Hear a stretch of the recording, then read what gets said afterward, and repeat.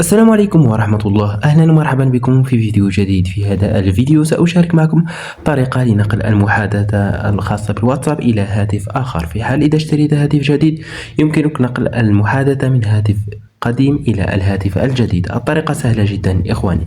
أول شيء نقوم بالذهاب إلى الواتساب في كلا الهاتفين،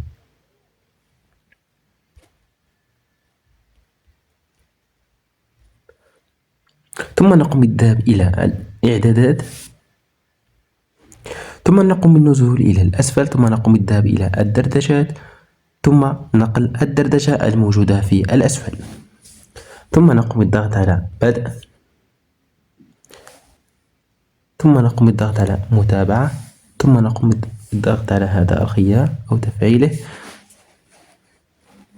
في الهاتف الآخر نقوم بالضغط هنا، ثم نقوم بكتابة رقم الهاتف،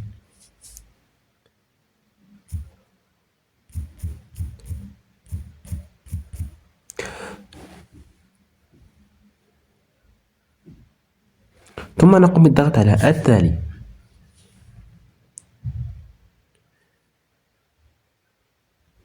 ثم نقوم بالضغط على نعم، ثم متابعة، ثم سماح،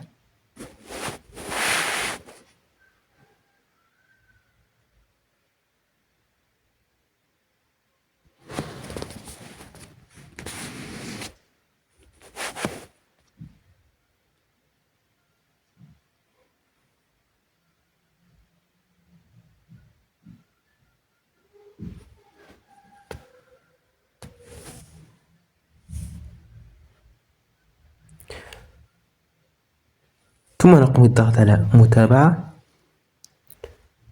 ثم متابعة.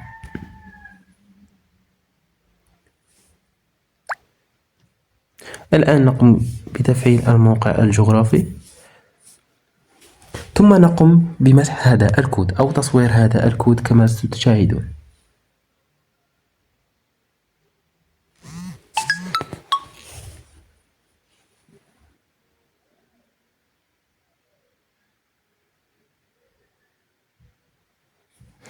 ثم نقوم بالضغط على قبول،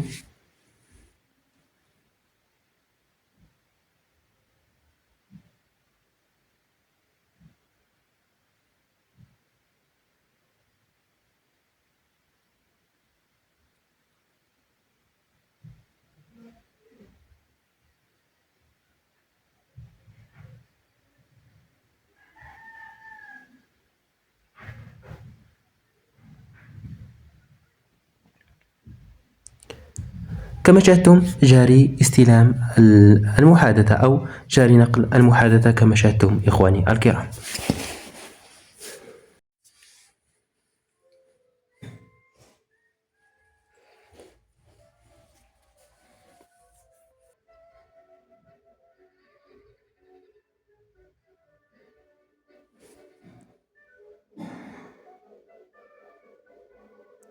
الآن نقوم بالضغط على التالي، ثم نقوم بكتابة الاسم،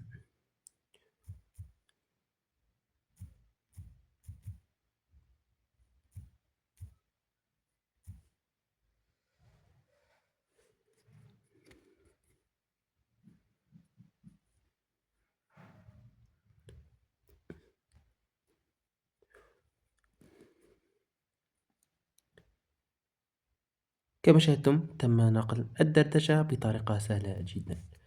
إلى اللقاء في فيديو قادم بإذن الله.